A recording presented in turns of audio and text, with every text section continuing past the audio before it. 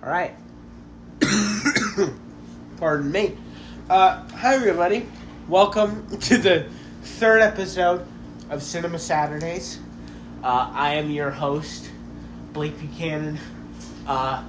Unfortunately, my co-host, Ben Buchanan, is not here this week. So you just got me, and you're just going to get me next week. But we'll speak on that here in a second. Anyway, welcome to the third episode. It's going to be a very, very short episode because I am very sick, and I was debating if I should get a podcast to you out this week, but I was like, no, I can't. I gotta get a podcast out this week. So yeah, that's what we're gonna do, and yeah. So he's not here. He's away on a trip, and he'll be gone next week also. So we'll get to that here in a second.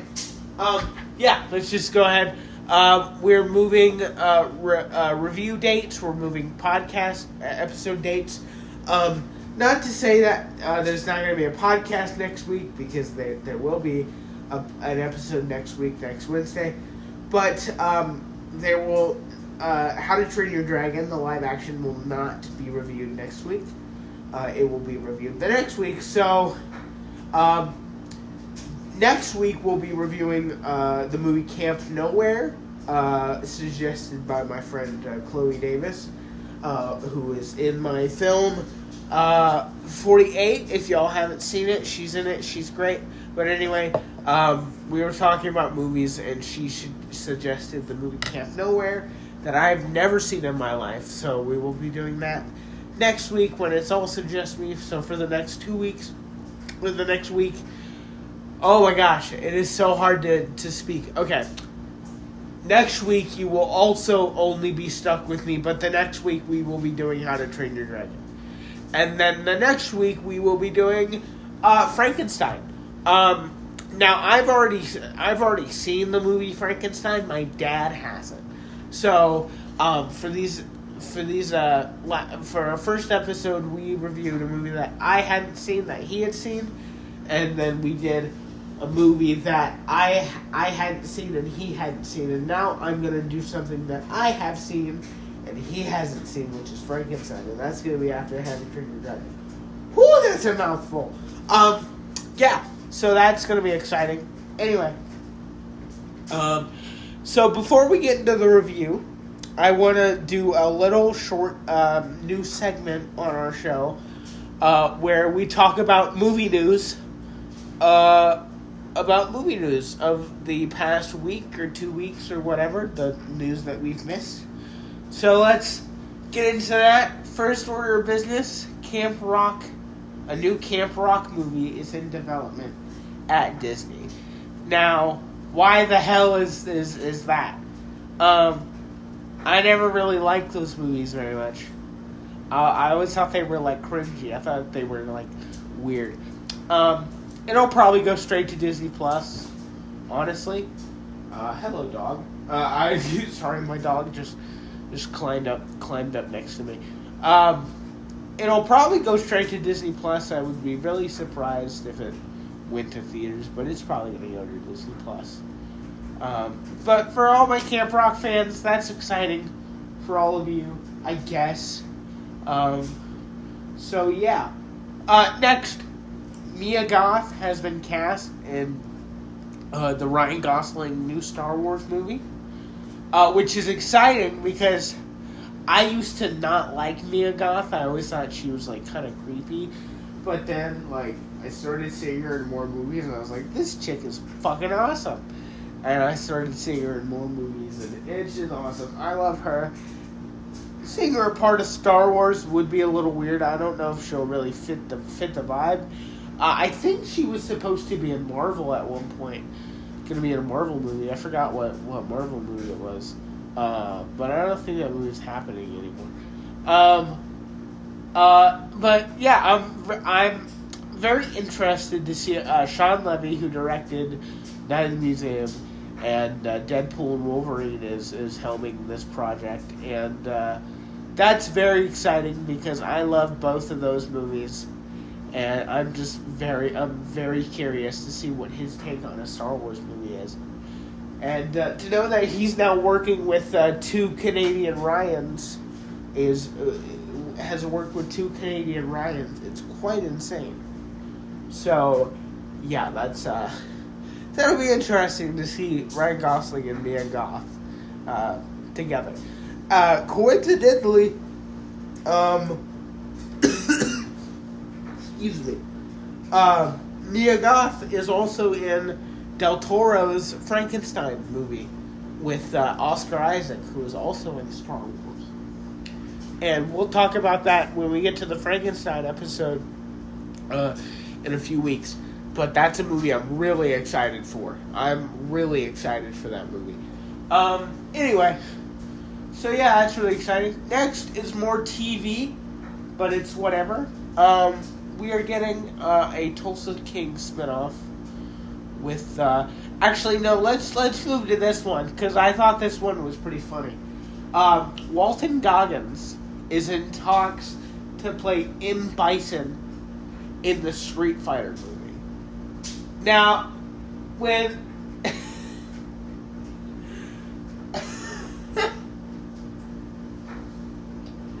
oh my god, just hearing that is just so funny because when I hear about when I hear the name M. Bison, I think of this strong, tough, like muscular, like guy, and then to have a guy named like Guy Walton Goggins is... I love Walton Goggins. I think he's great in Fallout. He's fantastic in the show Fallout. But, I don't know. He doesn't scream M. Bison to me. Maybe that's just me, though. Like, can you imagine? You're sitting there watching a Street Fighter movie and then you just hear, yes! Mama told me not to. I did it anyway. Misbehaving. Like that's quite strange. That's quite strange. Anyway, this has been Cinema Saturday's movie news. Thank you for watching. Now let's get to the review of the episode. Teen Wolf. The movie Teen Wolf. Now, Teen Wolf. When did Teen Wolf come out? I honestly, I'm gonna be so real. I was not prepped for this episode because this episode will be real quick. Because honestly, I do not have a lot to say about this movie, and also I'm sick and I don't want to cough and sneeze and have snot coming out of my nose the entire episode. So I will be real quick with my review. I was not prepped at all. So let's look up Teen Wolf real quick. Give me 1 second. I still think it's really funny how Walton Goggins is gonna play in Bison. Like that's so weird. That's strange. I don't know how to feel about that. Like at all because like he doesn't scream in Bison. And I know he's in talks, but let's be real, he'll probably be in it. He'll probably be in it. Like as in Bison. And he just I don't know, he just doesn't scream in Bison to me. Here we go. 1985 Teen Wolf starring Michael J. Fox. I like Michael J. Fox a lot. I think 85 was really when he took off because he had a Family Tie. I almost said Family Matters. Family Ties and Teen Wolf, obviously, and then Back to the Future came out the same year. So Michael J. Fox was just kind of skyrocketing at that point. I think, he must have been making bank that year with that load of projects. Now, I'm gonna be so real. I didn't like this movie. I didn't like it. I don't know. I don't know. I felt bored. It was just, I was bored during it. And I love cheesy 80s movies. But okay. It was okay. It was fine. I don't know. It took a long time to get to the Teen Wolf thing. The pacing would go from very slow to very fast, and you couldn't really digest things. And then when you wanted to when it let you digest things, it just gets really boring because scenes drag on. Some of the jokes are really funny, like in the beginning when what's his name? I don't even remember, honestly. When Michael J. Fox and his friend are walking to his job, and they're like, "Hey, what's up, Boof?" And he's like, "Say no." No. Okay, see you later. I thought that was funny. I don't know. It just felt like the stereotypical, like, Dad, what if I don't want to play basketball anymore? What if I don't want to? What if I don't want to? You know? And it felt like the typical coming of age, like, 80s movie, like, I have changes, and then they have the obvious, like, oh, I get where you're coming from. Like, there's this scene at the beginning where he goes to his coach, and he's like, oh, Coach, I have these kind of feelings. And he's like, okay, it's okay. Everybody goes through those. Like, obviously, it's a puberty joke.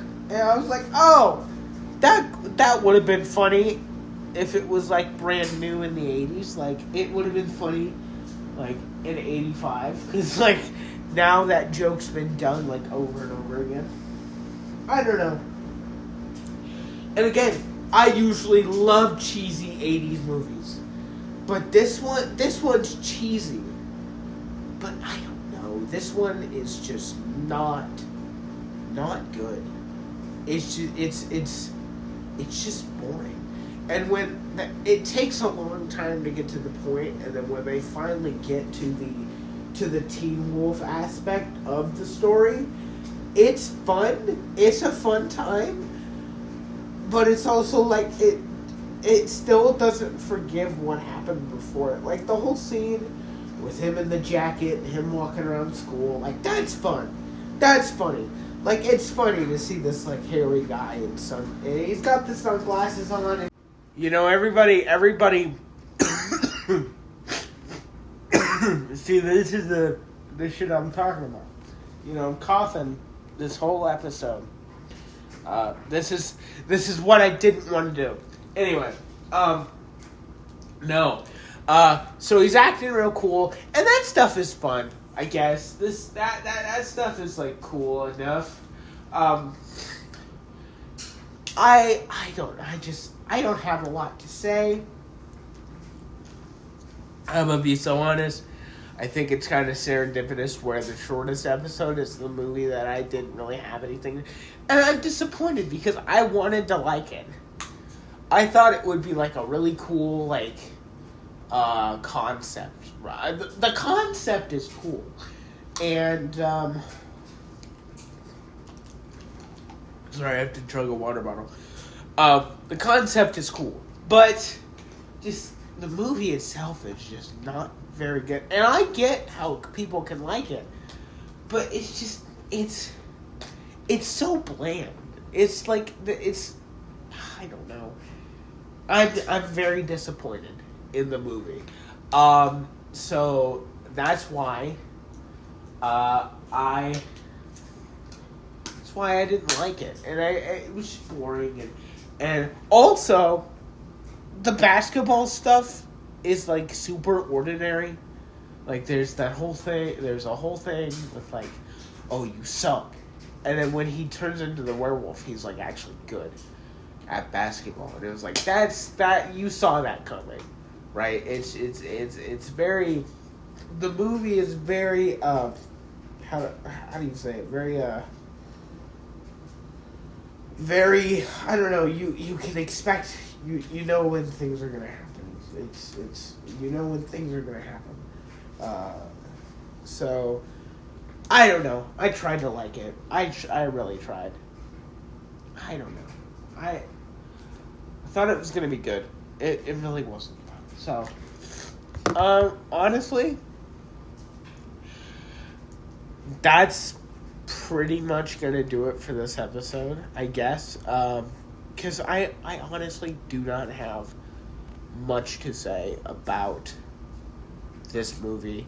I didn't think it was very good, and I didn't like it. I didn't like it very much. So that's gonna do it. Yeah. So the movie we're gonna do next week is Camp Nowhere, and hopefully I enjoy that movie much more. Also, I forgot last episode to do the rating, so let's go ahead and do that. Teen Wolf, I rated it 2.5 stars. No, I rated it 3.5 stars in Letterboxd. I just didn't like it. I did not. Wait, I have to look again. Hold on. Yep, it got a 2.5 stars on Letterboxd from me. I was right. I keep forgetting.